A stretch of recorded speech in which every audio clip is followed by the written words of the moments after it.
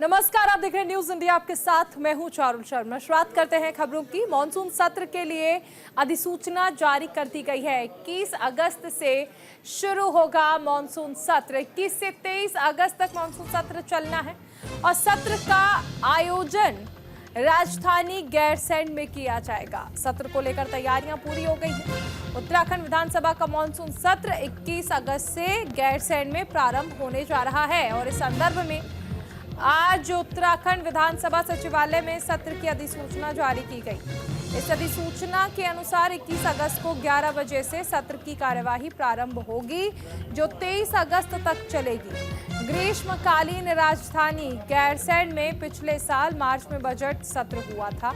इसके बाद वहां कोई सत्र नहीं किया गया। इस साल बजट सत्र गैरसैंण में ही प्रस्तावित था, लेकिन बाद में इसे देहरादून में आयोजित किया गया। ये सत्र 29 फरवरी को समाप्त हुआ था। तो मॉनसून सत्र को लेकर अधिसूचना जारी कर दी गई है। तैयारियां पूरी हैं। ग्रीष्मकालीन राजधानी गैरसैंण में इसका आयोजन किया जाना है।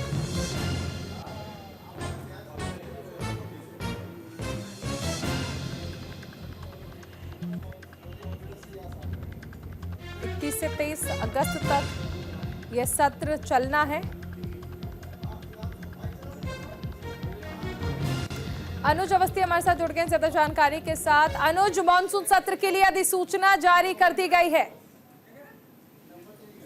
बिल्कुल चारुल, मानसून सत्र को लेकर के अधिसूचना जारी कर दी गई है। इस से 23 अगस्त तक ये मानसून सत्र चलेगा, जिसमें मानसून बजट भी पेश होगा। क्योंकि ये सत्र पहले राजधानी देहरादून में कराया जाना था, लेकिन किन्हीं कारणों से इसको गैरसैंण में कराया गया। क्योंकि गैरसैंण काफी समय से विपक्ष इस बात को लेकर के लगातार आरोप लगा रहा था सरकार के ऊपर कि गैरसैंण में सत्र क्यों नहीं किया जा रहा है। अब चूंकि गैरसैंण में सत्र किया जा रहा है 21 तारीख से और 23 तारीख तक ये सत्र किया जाएगा, जिसमें सबसे पहले दिन जो है सुबह 11 बजे से सत्र की शुरुआत होगी, जिसमें सबसे पहले श्रद्धांजलि दी जाएगी। जो दिवंगत विधायक थे उनको श्रद्धांजलि दी जाएगी। उसके बाद सत्र की कार्यवाही चालू होगी, जिसमें विपक्ष के द्वारा कई सवाल है उनको उठाया जाएगा। कई मुद्दे हैं, क्योंकि ये इस बार जो सत्र है वो हंगामेदार होने वाला है। क्योंकि नेता प्रतिपक्ष यशपाल आर्य हो, उप नेता प्रतिपक्ष भुवन कापड़ी हो, साथ ही साथ जो प्रीतम सिंह है चक्राता के विधायक वो, इन तमाम जो लोग हैं कांग्रेस के जो विधायक हैं वो इस बार कई ऐसे मुद्दे हैं जो उत्तराखंड के मुद्दे हैं उनको उठा सकते हैं इस विधानसभा सत्र में। क्योंकि लगातार बेरोजगारी रहने वाले हैं सत्र में। बिल्कुल चारों, चूंकि आपदा को लेकर के केदारनाथ आपदा आई, इसके सियासत लगातार जारी है। इसके अलावा अगर बात करें बेरोजगारी, वो एक बड़ा मुद्दा है। सड़क तो सबसे बड़ा मुद्दा है चारों पूरे उत्तराखंड में, जिसको लेकर के चूंकि लोकसभा चुनाव भी जब हुए थे तो उस समय कई जगह विरोध हुआ था कि सड़क नहीं तो वोट नहीं। कई ऐसे गाँव है जिन्होंने विरोध किया था। ये मुद्दा भी विधानसभा कर सकता है, विधानसभा में। इसके अलावा अगर बात करें अधिकारी, क्योंकि उत्तराखंड की ब्यूरोक्रेसी काफी हावी है, उसको लेकर के इस बात को बोला जा रहा है कि क्या ब्यूरोक्रेसी सरकार से ऊपर है, अधिकारी सुन नहीं रहे, जो जिले के अधिकारी है वो सुन नहीं रहे। तो इन तमाम मुद्दों को लेकर के इस वहां पे जो है सरकार के खिलाफ खड़ी होगी और सरकार करेगी। साथ ही साथ मानसून सत्र भी है, बजट भी पेश होना है। उत्तराखंड का बजट किस प्रकार से किस किन विभागों को कितना पैसा, कितने मिलेगा, कितना पैसा मिलेगा, राज्य कर्मचारियों को सकती है। यूसीसी जो विधायक आपको तो उस पर भी चर्चा हो सकती है। इसमें सरकार ने भी संशोधन किए थे तो विपक्ष ने सवाल भी उठाए थे यूसीसी को लेकर के। तो अब क्या सरकार बैकफुट पे आ रही है, ये विपक्ष लगातार इस बात को बोल रहा है। तो इन तमाम मुद्दों को लेकर के विपक्ष हंगामा कर सकता है विधानसभा में। जी सर, शुक्रिया अनुज इस तमाम जानकारी के लिए। महिला सशक्तिकरण एवं बाल विकास विभाग की ओर से वीरांगना तीलू रौतेली की जयंती पर आज राज्य के अलग अलग क्षेत्रों में उत्कृष्ट कार्य करने वाली 13 वीरांगनाओं को महिला एवं बाल विकास मंत्री रेखा आर्या ने तीलू रौतेली अवार्ड से सम्मानित किया। साथ ही 32 महिलाओं को राज्य स्तरीय आंगनबाड़ी पुरस्कार से सम्मानित किया। वीरांगना तीलू रौतेली के जीवन पर आधारित एक शॉर्ट फिल्म दिखाई गई। रुद्रप्रयाग जिले की विनीता का बहादुरी के लिए तीलू रौतेली पुरस्कार से सम्मानित किया गया और इसके साथ ही गढ़वाली लोक लोक गायिका के क्षेत्र में देहरादून की डॉक्टर माधुरी बर्थवाल को तीलू रौतेली अवार्ड से सम्मानित किया गया।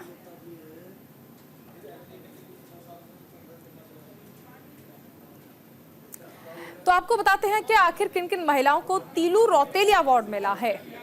खेल क्षेत्र में अल्मोड़ा की प्रीति गोस्वामी को यह अवार्ड दिया गया है। खेल क्षेत्र में बागेश्वर की नेहा देवली को भी तीलू रौतेली अवार्ड से सम्मानित किया गया। हथकरघा क्षेत्र में चमोली की नर्मदा देवी रावत को भी यह अवार्ड दिया गया है। वहीं इसके बाद अगर हम बात कर लें हिंदी साहित्य क्षेत्र में चंपावत की सोनिया आर्या को यह अवार्ड मिला है। डॉक्टर माधुरी बर्थवाल को भी ये अवार्ड दिया गया है। लोक गायन क्षेत्र में उन्हें यह अवार्ड मिला है। हरिद्वार की संगीता राणा को भी खेल के क्षेत्र में अवार्ड दिया गया है। नैनीताल की सुधा पाल को विज्ञान के क्षेत्र में यह अवार्ड मिला है। पौड़ी गढ़वाल की अंकिता ध्यानी को खेल के क्षेत्र में अवार्ड दिया गया। पिथौरागढ़ की शकुंतला दताल को सामाजिक क्षेत्र में यह सम्मान मिला। रुद्रप्रयाग की विनीता देवी को बहादुरी के क्षेत्र में यह अवार्ड दिया गया है। टिहरी की रीना उनियाल को भी सामाजिक क्षेत्र में सम्मान दिया गया। ऊधम सिंह नगर की मनदीप कौर को यह सम्मान मिला है। उत्तरकाशी की गीता को भी ये अवार्ड मिला है। सामाजिक क्षेत्र में गीता को अवार्ड दिया गया है।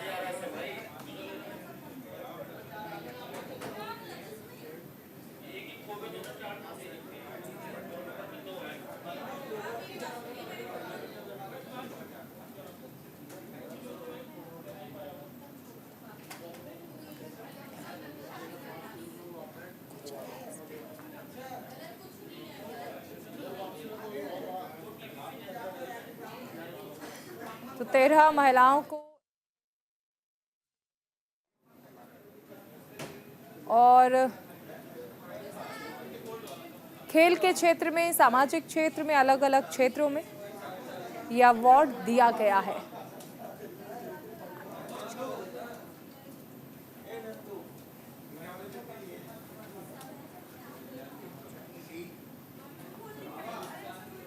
केदारघाट की केदार घाटी में आई आपदा के बाद स्थिति अब नियंत्रण में हो रही है। केदारनाथ यात्रा मार्ग अगले हफ्ते से सुचारू रूप से शुरू करने की कोशिशें की जाएंगी। इसे लेकर काफी तेज काम चल रहा है। पीडब्ल्यूडी के सचिव पंकज पांडे ने बताया कि केदारनाथ पैदल मार्ग पर भारी बारिश के कारण लैंडस्लाइड हुई थी। सोनप्रयाग से गौरीकुंड का रास्ता क्षतिग्रस्त हो गया था। मुख्यमंत्री पुष्कर सिंह धामी के निर्देश पर हमारी टीम वहां पर पहुंची। राष्ट्रीय राजमार्ग का 150 मीटर का एक हिस्सा क्षतिग्रस्त हुआ है और अब तक 20 पैदल रास्तों को ठीक किया जा चुका है। कई जगह नेशनल हाईवे, स्टेट हाईवे और जिला मार्ग बाधित हुए हैं। सभी को सुचारू करने का प्रयास किया जा रहा है। केदारनाथ यात्रा मार्ग को सुचारू करने के लिए सीएम पुष्कर सिंह धामी ने निर्देश दिए हैं कि 1 सप्ताह के अंदर मार्ग को सुचारू रूप से ठीक कर लिया जाए।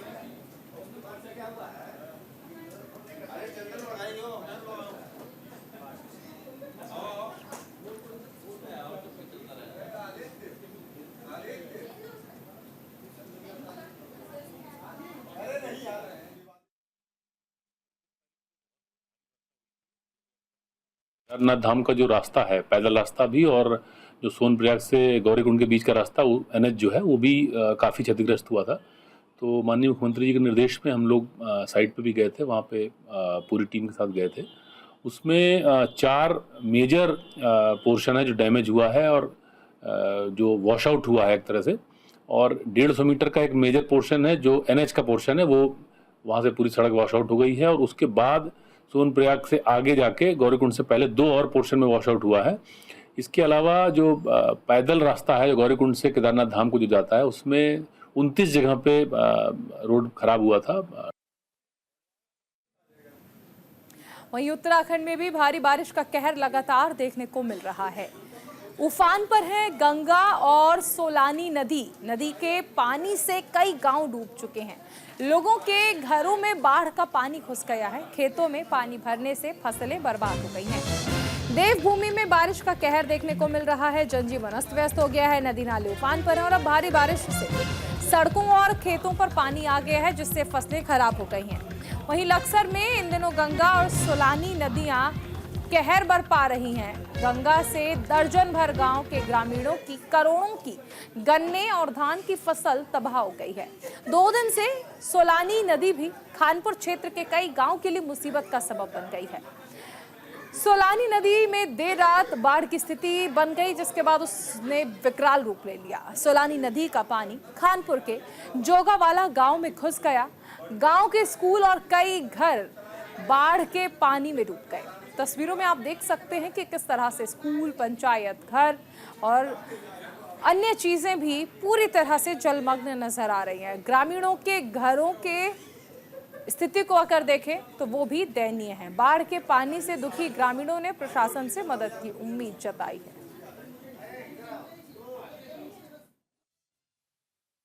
पेचिंग लगाया पुल के नीचे, एक बांध जाए, इससे हो रहा है। नुकसान क्या है? नुकसान खेतों का बहुत, देखो आप कितना नुकसान है। सब गन्ना बेकार हो गया, गन्ना, चेरी, घास सब बेकार हो गया। पानी तो काफी है, जैसे खट बंद को खतरा ही खतरा है भी। अगर थोड़ा और आएगा तो फिर खतरा ही खतरा। इस समय अब नुकसान 20% तो नुकसान अब भी हो चुका है। और अब पानी बढ़ता है तो कम से कम 35-40 गाँव को नुकसान हो सकता है। इन लोगों को बहुत फसल नष्ट हो जाती है। ये गाँव का चारा है, हमारे भैंसों का चारा है, हम उसकी फुंगल, गन्ने की जो फुंगल है, थोड़ी थोड़ी फसल की फुंगल है, उसे ला के खुलाते हैं। लगभग ऐसे टूटा है, कलसा के सामने से शेरपुर बेलेले टूटा हुआ है बांध। अब तक इसकी कोई सुनवाई नहीं हुई। बांग्लादेश में हिंदुओं के साथ हो रही बर्बरता और हिंदुओं की सुरक्षा की मांग को लेकर हल्द्वानी में हिंदूवादी संगठनों ने एमसीडी ऑफिस के बाहर प्रदर्शन किया और जमकर नारेबाजी की। हिंदू संगठनों ने कहा कि किसी भी कीमत पर हिंदुओं का उत्पीड़न बर्दाश्त नहीं किया जाएगा। इसे लेकर उन्होंने प्रशासन के माध्यम से राष्ट्रपति को ज्ञापन सौंपा है। उन्होंने कहा कि हिंदुओं को बांग्लादेश से सुरक्षित निकाला जाए और उन्हें हर तरह की सुरक्षा मिले। इस समय बांग्लादेश के अंदर जिस तरह का माहौल है उसे देखते हुए हिंदू बांग्लादेश में खुद को असुरक्षित महसूस कर रहे हैं।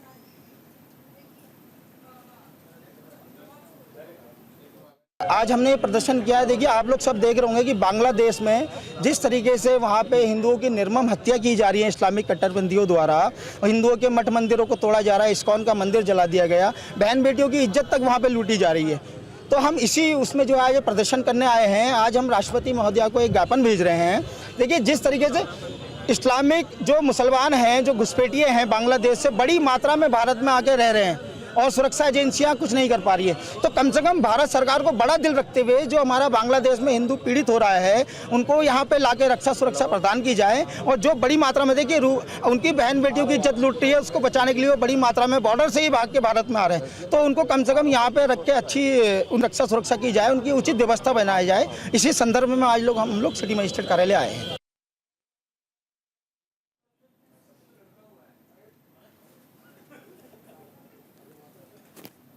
तो हिंदुओं पर हो रहे हमले का विरोध किया गया है। हल्द्वानी में हिंदू संगठनों ने प्रदर्शन किया और कहा कि बांग्लादेश में जो स्थिति है इस वक्त हिंदुओं की, वो चिंताजनक है और राष्ट्रपति के नाम ज्ञापन सौंपते हुए ये अपील की है कि हिंदुओं को सुरक्षित वहां से निकाला जाए।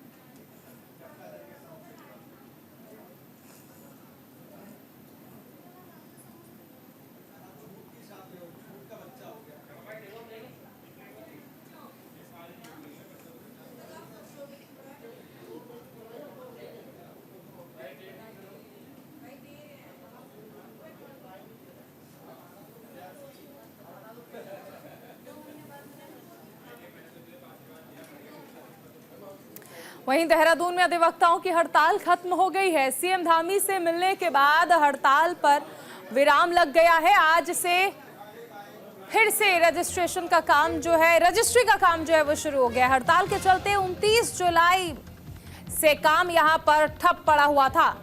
तो चलिए, फिर से रजिस्ट्री का काम शुरू हो गया है। अधिवक्ताओं की ये जो हड़ताल है वो खत्म हो गई है। 29 जुलाई से यहाँ पर काम ठप पड़ा था, जिसकी वजह से लोगों को भी परेशानियों का सामना करना पड़ रहा था।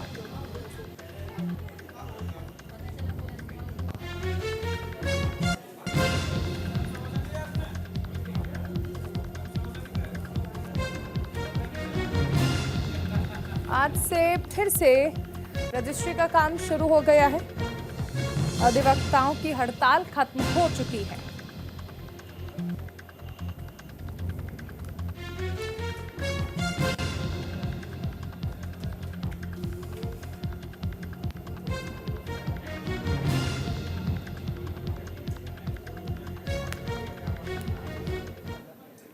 उधर रुड़की में आईआईटी कर्मचारी ने आत्महत्या कर ली है। महिला अधिकारी पर उत्पीड़न का आरोप लगाया।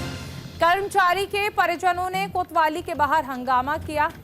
पुलिस से मामले में कार्रवाई की मांग की। आईआईटी रुड़की में तैनात एक कर्मचारी ने जहरीला पदार्थ खाकर आत्महत्या कर ली। कर्मचारी के परिजनों ने विभाग के एक महिला अधिकारी पर उत्पीड़न का आरोप लगाया है। इस मामले को लेकर कर्मचारियों के परिजनों ने कोतवाली पहुंचकर हंगामा किया। मृतक की पत्नी ने संस्थान की एक महिला अधिकारी पर उत्पीड़न का आरोप लगाते हुए पुलिस को तहरीर दी और मामले में कार्रवाई की मांग की। आईआईटी रुड़की के आर्टिफिशियल इंटेलिजेंस यानी मेहता फैमिली स्कूल में जूनियर असिस्टेंट शरद पवार ने देर शाम जहरीला पदार्थ खाकर अपनी जान दे दी। हालत बिगड़ने पर हालांकि उन्हें अस्पताल में भर्ती कराया गया, लेकिन कर्मचारी की मौत हो गई। पुलिस ने मृतक का शव कब्जे में लेकर पोस्टमार्टम के लिए भेज दिया है।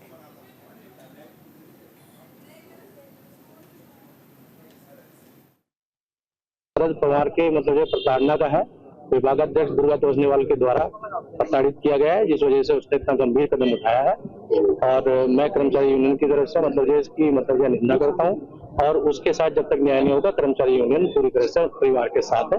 मामला प्रताड़ना का है कि मतलब जो कर्मचारी की जो ड्यूटीज हैं, जो ड्यूटीज असाइन की जाती हैं, उससे हट करके उसको काम बताया जा रहा था, जो कि उसको नहीं मतलब ये करना। जो मेहता स्कूल ऑफ फैमिली में कार्यरत थे और उन्हें हेड द्वारा परेशान किया जा रहा था, जिसकी वजह से उन्होंने शायद आत्महत्या की है उनके उत्पीड़न के शिकार के बाद। और इसके बाद उनके भाई घर वाले जो भी कार्रवाई करना चाहें, कर्मचारी यूनियन या फिर आईआईटी का क्या संज्ञान मिले कि उनकी क्या स्थिति। भाई जी मामला तो भाई साहब ने बताया, हम तो अभी आ पाए, सही नहीं पता लग पाया। बताया कि प्रताड़ना की होती उसके साथ। हमारी बेटी को उसकी नौकरी मिला और उसे जिसने जुल्म करने वाला को जो उसकी सजा मिलनी चाहिए, जिसने शोषण किया। लक्सर में पुलिस को बड़ी सफलता मिली है। स्कूल संचालक की पत्नी की हत्या की दरअसल कोशिश की गई। पुलिस ने 3 आरोपियों को गिरफ्तार किया। लक्सर के स्कूल संचालक नरेंद्र अग्रवाल पत्नी की हत्या का प्रयास किए जाने के मामले का पुलिस ने खुलासा किया। कोतवाली प्रभारी निरीक्षक राजीव रोथान के मुताबिक घर की नौकरानी बबीता ने अपने जानकारों के साथ मिलकर ये साजिश रची थी। तो घर की नौकरानी ने अपने जानकारों के साथ मिलकर ये साजिश रची और पुलिस ने घटना का खुलासा कर 3 आरोपियों को गिरफ्तार कर लिया है।